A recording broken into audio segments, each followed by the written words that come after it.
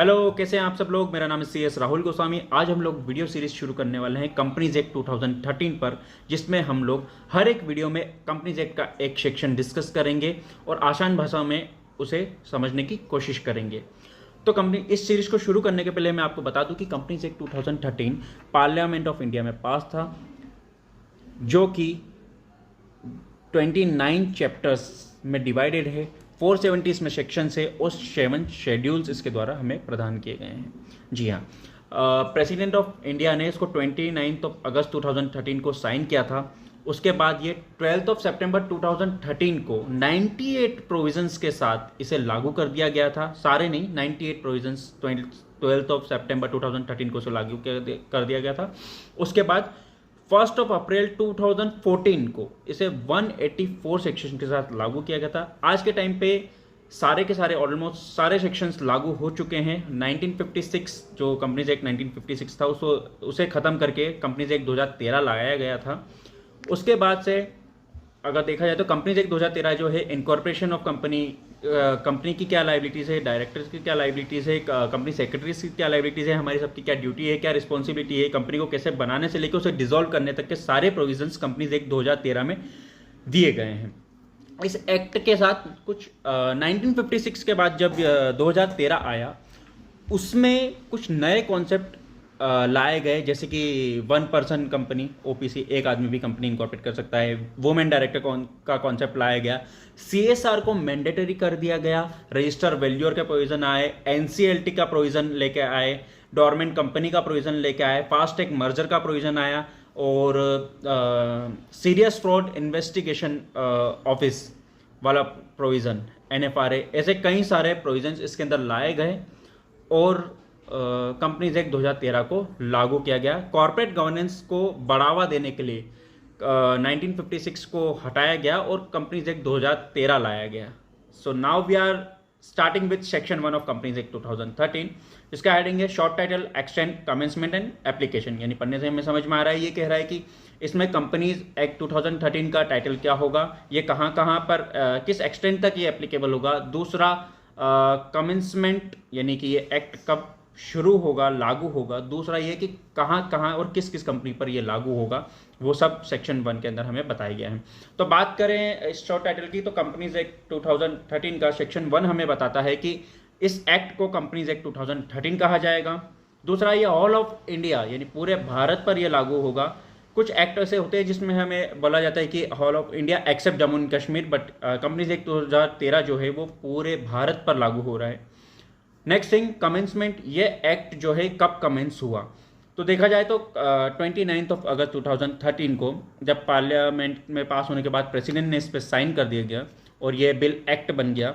उसके next day official gazette में section 1 जो है ऑफिशियल गजट में जारी करके लागू कर दिया गया। उसके बाद से एक्ट में ये लिखा गया था कि एक जो सेक्शन 1 जो है फुल फोर्स में लागू हो जाएगा एक बार में। उसके बाद जो रिमेनिंग प्रोविजंस है वो सेंट्रल गवर्नमेंट अपने ऑफिशियल गजट में नोटिफिकेशन देके जब भी लागू करेंगे उस तारीख से वो लागू मान लिया जाएगा। ठीक है। उसके बाद अगर हम एप्लीकेशन की बात करें तो कंपनीज एक्ट 2013 उन सभी कंपनियों पर लागू होगा जो कंपनीज एक्ट 2013 यानी इस एक्ट में या फिर किसी प्रीवियस कंपनी लॉ एक्ट में अगर बनी है। यानी प्रीवियस एक्ट हम बात करें तो कंपनीज एक्ट 1956 और उसके पहले के भी जो जितने भी एक्ट है, अगर उनमें कंपनी इनकॉर्पोरेट हुई है तो उसके ऊपर कंपनीज एक्ट 2013 लगेगा। दूसरा, इंश्योरेंस कंपनी, बैंकिंग कंपनी और इलेक्ट्रिसिटी कंपनी, इन पर भी यह एक्ट लागू होगा, लेकिन except insofar as the said provision are inconsistent with the provision of that particular company, right? जैसे इंश्योरेंस कंपनी का इंश्योरेंस एक्ट 1938 होता है, insurance regulatory and development authority act 1999 था। तो अगर वहाँ पर इन दोनों एक्ट में या कंपनीज एक्ट में किसी प्रोविजन के ऊपर अगर कुछ कन्फ्लिक्ट होता है तो वहाँ पर इंश्योरेंस कंपनी का insurance regulatory and development authority act 1999 prevail करेगा, ना कि कंपनीज एक्ट 2013 प्रिवेल करेगा।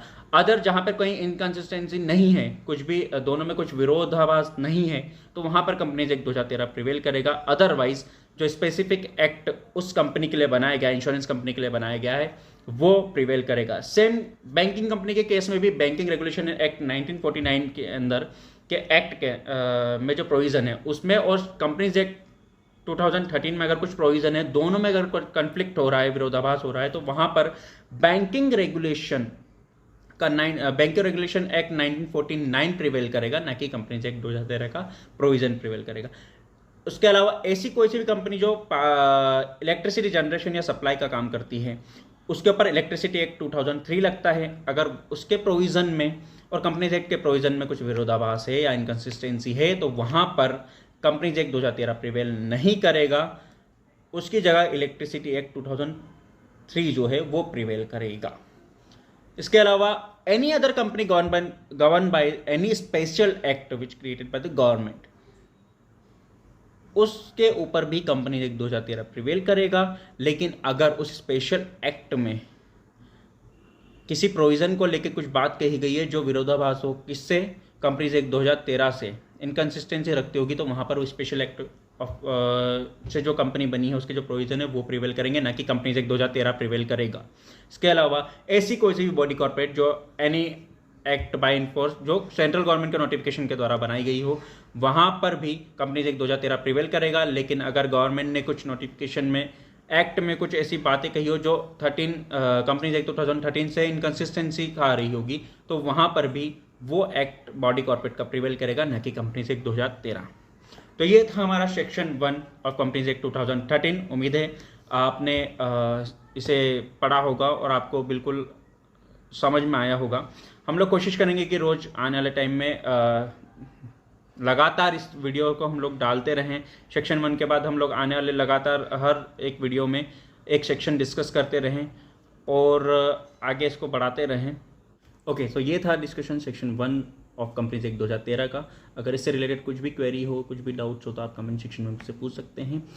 मिलते हैं अगले सेक्शन के साथ अगले वीडियो में। तब तक के लिए गुड बाय। जाते जाते चैनल को सब्सक्राइब कर दीजिएगा। वीडियो अच्छी लगी हो तो लाइक, कमेंट, शेयर बिल्कुल कीजिएगा। Thank you.